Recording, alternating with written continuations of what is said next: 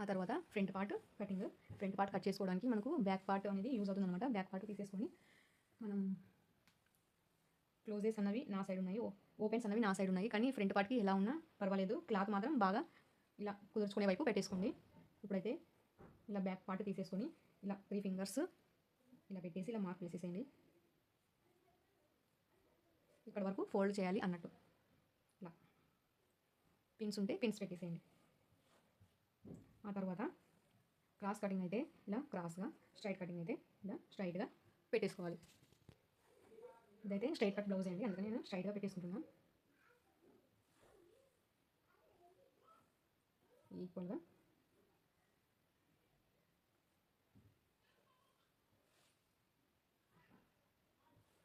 ఇలా నీట్గా సర్దేసుకొని ఇప్పుడు బ్యాక్ పార్ట్ ఎలా ఉందో అలా మార్కింగ్ వేసేసుకోవడమే.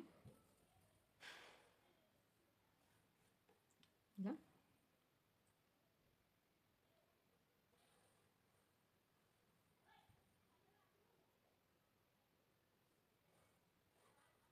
ఇలా ఇక్కడికి వచ్చేసరికి ఇలా స్ట్రైట్గా రావాలి.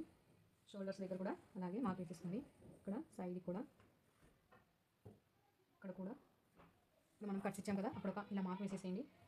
ఆ తర్వాత ఆర్మ్ డౌన్ ఎలా ఉందో అలా మార్క్ వేసేసేయండి. ఇక్కడ కట్స్ దగ్గర ఒక మార్క్, అలాగే షోల్డర్స్ ఖర్చు కూడా మార్క్ వేసేసుకోండి. తర్వాత బ్యాక్ పార్ట్తో ఇక అవసరం లేదు.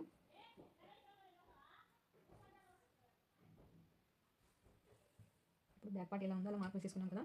ఇప్పుడైతే ఇందులో చేంజ్ చేయాల్సినవి 5 పాయింట్స్.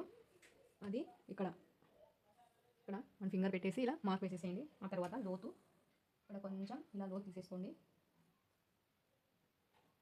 ఈ మార్కింగ్ దగ్గరికి ఎండ్ చేయాలన్నట్టు అలా మార్కింగ్ పెట్టేసుకోండి అని చెప్పాను. ఆ తర్వాత ఇలా కొంచెం పాయింట్స్ లో తీసేస్తే అంతే. 1 పాయింట్ 2 పాయింట్ అయిపోయింది కదా. నెక్ వచ్చేసి 3rd పాయింట్, ఇక్కడ ఉక్స్ పట్టి కాజా పట్టి వచ్చేసి 4th పాయింట్, చెస్ట్ హైట్ వచ్చేసి 5th పాయింట్. ఇది చాలా ఇంపార్టెంట్ చెస్ట్ హైట్ అనేది ఫ్రంట్ పార్ట్కి. ఇప్పుడైతే ముందు నెక్ తీసుకుందాం. నెక్ డ్రా చేసుకోవడానికి ఇలా ఉక్స్ పట్టి సైడ్ తీసేసుకోండి. ఉక్స్ పట్టి సైడ్ ఇలా షోల్డర్స్ని ఈక్వల్గా పెట్టేసి ఇలా 2 ఫింగర్స్ ఇలా షోల్డర్స్ మీద పెట్టేసేయండి. ఆ తర్వాత నీట్గా సర్దుకుంటూ ఈ బ్లౌజ్ ఎక్కడికైతే వస్తుందో అక్కడికి ఒక మార్కింగ్ వేసేసేయండి. అక్కడికి ఒక మార్కింగ్, తర్వాత ఖర్చుకి ఒక మార్కింగ్. ఆ తర్వాత ఇలా ఎల్ షేప్లో డ్రా చేసేయండి. అలాగే ఒక రౌండ్ అనేది ఇచ్చేసేయండి. ఆ తర్వాత మనకి ఈ రౌండ్ అనేది సరిపోతుందా లేదా అని చెక్ చేసుకోవాలి. మళ్ళీ ఇలా షోల్డర్స్ని ఇలా పెట్టేసుకొని ఇలా మనం మార్క్ చేసిన దాని మీదే ఇలా రౌండ్ చూసుకోవాలి. అలాగే కొంచెం ఎక్స్ట్రా రావాలి, ఎందుకంటే మనం మెడకి సర్కించడానికి ఖర్చు కావాలి కదా, అందుకని కొంచెం ఎక్స్ట్రా ఉండాలన్నట్టు. చూడండి, జూమ్ చేసి చూపిస్తున్నా. ఇది షోల్డర్స్ కదా, ఇలా ఈక్వల్గా పెట్టేసి ఇలా మార్కింగ్ దగ్గర వీడియోలో చూపిస్తున్నట్టు ఇలా మార్కింగ్ మీద ఇలా రావాలి. ఇలా వచ్చి ఇలా అటాచ్ అవ్వాలి. కొంచెం ఎక్స్ట్రా ఉన్నా పర్లేదు, ఎక్స్ట్రా రావాలి, ఎందుకంటే మెడపి సతికించాలి కదా, అందుకని.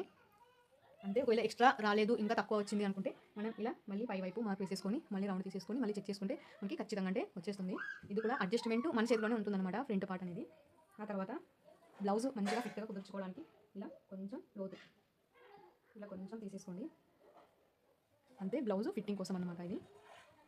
అంతే, 3rd పాయింట్ కంప్లీట్ అయింది కదా. ఇప్పుడు 3 పాయింట్స్ కంప్లీట్ అయ్యేసినాయి. ఇప్పుడైతే 4th పాయింట్ వచ్చేసి ఈ ఖర్చు వదిలేసి ఇక్కడ నుంచి ఇలా హుక్స్ పట్టి తీసేసుకొని ఇక్కడ క్రాస్ బెల్ట్ ఎక్కడికైతే ఉందో అక్కడికి ఎగ్జాక్ట్గా 1 మార్క్ వేసేసేయండి.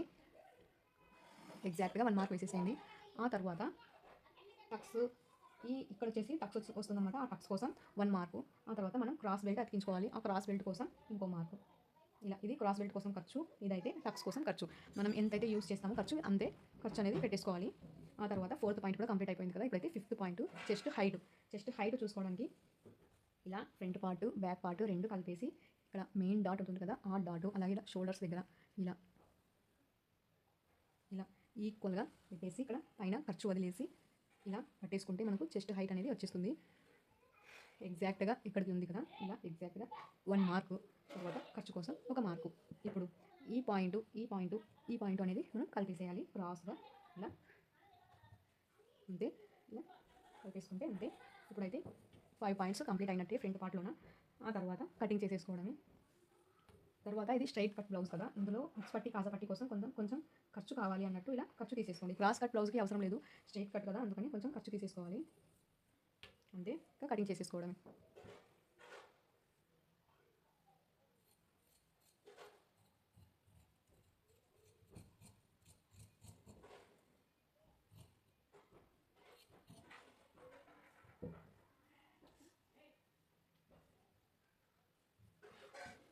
ఇలా నీట్గా మార్క్ వేసేసినట్టు ఎలా మార్కింగ్ వేసామో అలా కట్ చేసేయండి.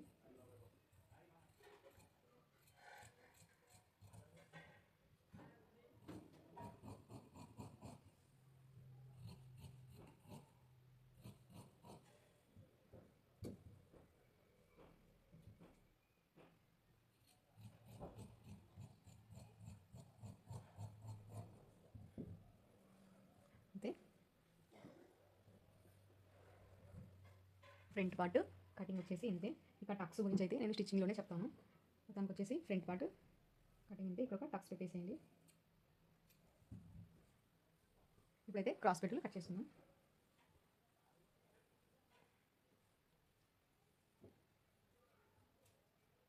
క్రాస్ బెల్ట్ కట్ చేసుకోవడానికి బ్యాక్ పార్ట్ తీసేసుకోండి.